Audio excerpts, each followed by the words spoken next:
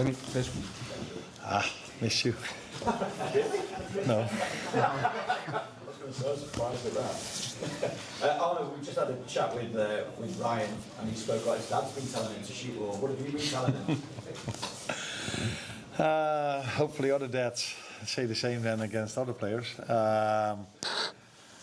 What did I tell him? Nothing specific. I didn't tell him to shoot more, but he's been in and around the box a few times more now. But the main thing he needs to do, of course, is set up our attacks and organize the rest defense. But once in a while he can be a help offensively also. And that's what he's done a few times already this season. And yeah, this weekend he had a little bit of luck because it was a deflection. Because if Ryan has to shoot with his left, I wonder if his dad tells him to shoot with his left. But the deflection meant that it led to a goal. What update can you give us at the moment on Isak, Frimpong and Alisson and their respective recoveries? That they're all three not available for tomorrow. Any timescales yet? Jeremy and Alisson will both also be not available for Sunday, and with Alex we have to wait and see. Definitely not starting on Sunday, but Sunday, yeah. But maybe he can be involved in the squad, but he's still not training with the team, so we have to wait and see. After the win over Villa, how pivotal a moment could this be in the season, do you think? Obviously with Real Madrid to come and a place in the top 8 at stake, but also the fact that you've got Manchester City, and whether that comes into any of your thinking ahead of this game against Real Madrid? No, the Sunday game is not in my thinking when it comes to the lineup for tomorrow, because there are, I think, 4 days in between, where we've had a lot of moments this season where there were only 2 days in between, like tomorrow, but that is maybe for the first time this season. For the opponent we face, it's the same. So many other times when we only had 2 days rest, we faced a team that had a week rest or 3 days rest or 4 days rest. So for tomorrow, that's exactly the same for both teams. So the lineup for tomorrow will have nothing to do with what happens on Sunday. The good thing is that we won on Saturday, but yeah, that was about time, I would say, for us to start winning a game of football again. And obviously it could be Trent's first return to Anfield. I just wonder, I mean, Ryan said that he's going to give him a hug. What kind of reception will he get from yourself, and what kind of reception do you hope that Anfield gives Trent as well? No, I can only tell you what kind of reception he gets from me. I have great memories on the player and on the human being. He was our vice captain. He was my vice captain last season. I have memories working with him who are only positive, and I have memories when I was watching him in front of the television, which are only positive as well. I can remember multiple great moments of him wearing the Liverpool shirt. So he will get a warm welcome by me, and let's first wait and see if he's on the pitch tomorrow, and how our fans will react. I have no clue how that's going to be, but he gets a warm welcome from me, that's for sure. Hi, Arne. One job for Fast Score. Of course, it has been a very tough period for the club and the team. I would like to ask you if you could send a message to the Liverpool fans after all the defeats in the last weeks and the win against Aston Villa last Saturday. It would be a message of hope, it would be a message of patience, it would be an apology. What would you like to say to the Liverpool fans? Thank you.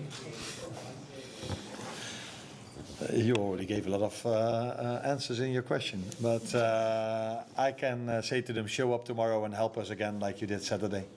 So they were a big help for the team. And again, tomorrow we face a team that is on a great run of form, like Villa was as well. And then it's always very pleasant to play at home, because in the run of form we had, we almost only played away games. Yeah, I think Anfield showed Saturday how important they can be for the team. So let's hope the players and the team and the fans can do the same tomorrow evening. Hi Arne, you've got the same 2 fixtures back to back as you had last season with Real and Manchester City, and you obviously won them both last year. Is it a kind of test for where you are as a team now to have those 2 games again? every game we play is a test, especially because we're a new team. It's not the same because last season we played them both at home, and now one of them is away. It's not the same because last season we faced Real Madrid, who had many injuries, and now they haven't. It's not the same because last season we were a different team than we are now. We're with them. When now all the injuries are back, they have the same squad and added a few. And City made a few changes like us as well. So, but every game we play at this moment of time, oh, by the way, every single time is always a test to see where we are. And that was a week ago, 2 weeks ago, and that's this week the same. Hola, Arne, aquí José Padilla, de Defensa Central, en español. El otro día dijo una leyenda de Steven Gerrard que se espera que el Liverpool o la afición espera que gane ese partido contra el Real Madrid. ¿Tú no crees que es más ponerle presión al equipo sabiendo que el Real Madrid al final se de Europa que lo normal es no ganar? Steven Gerrard's comments that he said that they expect the EU to be patient. We can expect Liverpool to beat Real Madrid. That's what he says. I always find it really hard to react on if you say what someone else said, because it wouldn't be the first time in my life if someone changes a few words. This has happened by me a lot of times when media goes to different managers and then say something what I supposed to have said. So I don't know what Steven exactly said. He's a big fan of Liverpool, he's a big fan of the current team, and he wants us to win, but I have no clue what he exactly said. To what you were saying, yes, we are facing a very good team that has been so successful in Europe for so many years and are so successful again this season. We have a great team, a great manager and great individual players. So we respect the opponent a lot, like Steven Gerrard does. I'm not 100% sure that he rates Real Madrid very high as well, but he also rates Liverpool very high. And I'm not going to comment on what you said he said, because I'm not 100% sure if that is exactly what he said. Rus in front. Hola, entrenador, en español.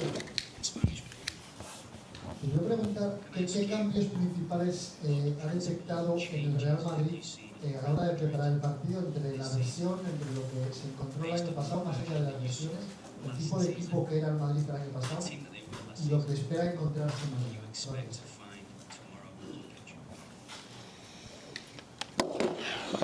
For me, it's hard to compare them this game with last season. I just said it already, because last season when they played here, they had many injuries, and now they haven't, and they kept a lot of the team the same. I see a lot of similarities between last season.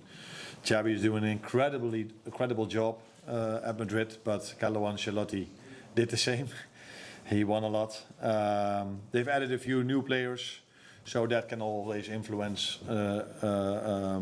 playing style maybe a little, but I saw last season a very good Real Madrid, and I see that now as well. So they've always been in this competition a big force. I think 15 times semi-finals in the last. I don't even know how many semi-finals or more they've played in the last few years.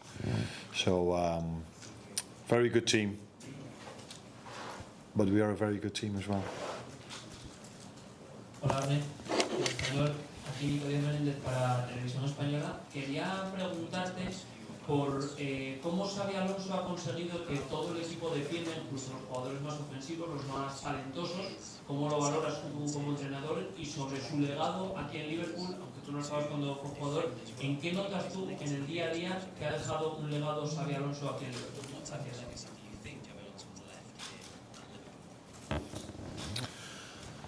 The first question you shouldn't ask me. You should ask him, because I don't know what he did. And like I said, they were for multiple years with Carlo Ancelotti very successful. You can tell me, but how many Champions League did Carlo won over there at Madrid? 4. That's not too bad. So we can only talk with a lot of respect about his period over there. And Xabi now does very well. They only lost one game, won the rest. So the second question was what kind of impact he had over here. Yeah, he won the Champions League over here, and I can only tell you, because his playing time is quite a long time ago, but I did watch football back then, that he's been very influential in the way he played. But people like Tony, who's sitting next to me, are also very positive about the human being he was over here. So I think everybody talks with a lot of respect about the player he was, but also about the human being he was here in Liverpool. Hi, Arne.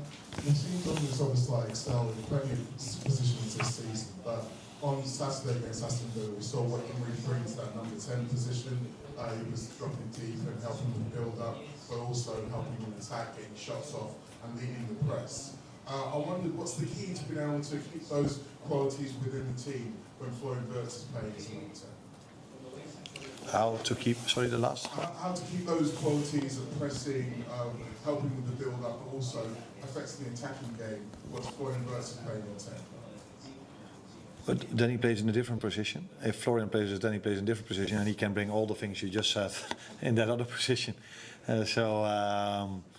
Yeah, it may be a bit different if you are playing at 10 or at 8 or at a right fullback, but he's, like you said, I think has been very influential in every game. We've played in every position I've played him. So every game, maybe, how do I say this? Ask different things from a number 10 or from a number 2 or from a number 8, depends on the playing style of the opponent. How important is pressing in a game? I think it was a bit more important against Villa than all the other home games we've played, pressing. But I need to be really careful which words I use. But yeah, he indeed, I agree with you that he played a good game against Villa. Yeah. Just obviously in the league, I think it's 3 of the last 4 he started on the bench and come on as a substitute. But it feels like this competition has been where he's maybe played his best football this season. How important is it for him to get a run of games in the Champions League as he sort of tries to find his feet at Liverpool? Yeah, but you can say he started 1 out of the last 4. You can also say he started already 8, 9, 10, 11 games this season.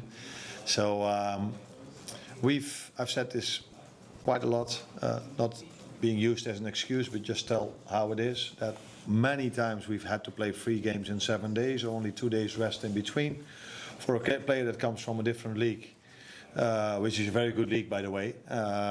But I think 9 or 10 people would agree on the fact that the Premier League is a bit more intense, especially in all the games. And the top games are similar, but in all the games. So yeah, then if you look at that, then he already played a lot, and he's had his impact in many games, but has been unlucky with the end product, either by himself or by his teammates. But for me, he exactly brought what we expected, a player that can create a lot for the team, will have his goals as well. But I don't think it comes to a surprise to anyone that if you are 22, 23, you come from a different league, that you might need some time to adjust to that intensity if you play every 3 days, with only 2 days rest in between. I think before I was sitting here, Ryan Gravenberch was sitting here, and it took him a while to adjust to the intensity, maybe even longer than it's going to take Florian. Dus, it's time 2 more dus. Last season in this fixture, Conor Bradley had one of his best games, I thought, at least of the season. What have you made of his progress since you've been in charge of him, and what more would you ask from him as he steps up his development? Stay fit, because he played very good in that game. Unfortunately for 80 minutes, and then he went out with an hamstring injury. So that has been his biggest challenge till now. No, we were just talking about Florian. We could put maybe the same on Con. Be able to play every 3 days on this intensity without getting injured, and that's not been easy for him because he missed a big part of pre-season. And he's been unlucky maybe by the fact that when I started him, a few times we were 1-0 down, and then I thought I had to make an offensive substitution, so I brought Dominic Szoboszlai to the fullback position. But when we were a goal up, he played 90 minutes, and that was against Everton, and that was this Saturday. So I think he's progressing, he's getting fitter and fitter. He's showing the potential he has. But the main thing for him will be being able to play every 3 days without getting injured, and then I'm sure, like Florian and like all the others we have who are adjusting at this moment of time to the program, to the fixture list, that all of them will be fine. Because we have unbelievable talent in this group. Last one here. ¿Qué tal, entrenador? En español, José Luis Alle de Marca. Quería preguntarle por Vinicius. No sé si tuvo la oportunidad de ver el clásico entre el Madrid y el Barcelona, cuando cambian a Vinicius, que se marcha muy enfadado de un partido pues tan importante, ¿no? Quería preguntarle a usted como entrenador qué le parece esa actitud y qué le parece también Vinicius como jugador, ¿no? Que ha marcado 5 goles ya al Liverpool.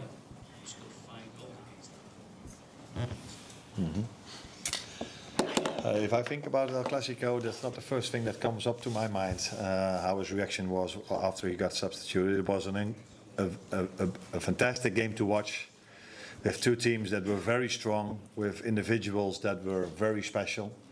And he had a few great moments. I think it was already after 2 minutes where he went one-on-one, and was the referee awarded a penalty which the VAR overturned.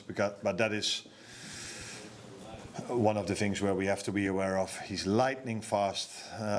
His one-on-one, he's very, very, very special. Can take on 2, 3, 4 players.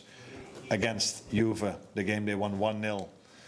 I think he was underloaded in a 5-against-1. There were 5 defenders very close around him, but he was able to still find a position to get his shot off, hit the post, and the rebound went in. So I think we're not the only team that he played against there, where he scored against, because he's an unbelievable individual for Real Madrid as long as he's played there. Thank you, everyone. You're welcome.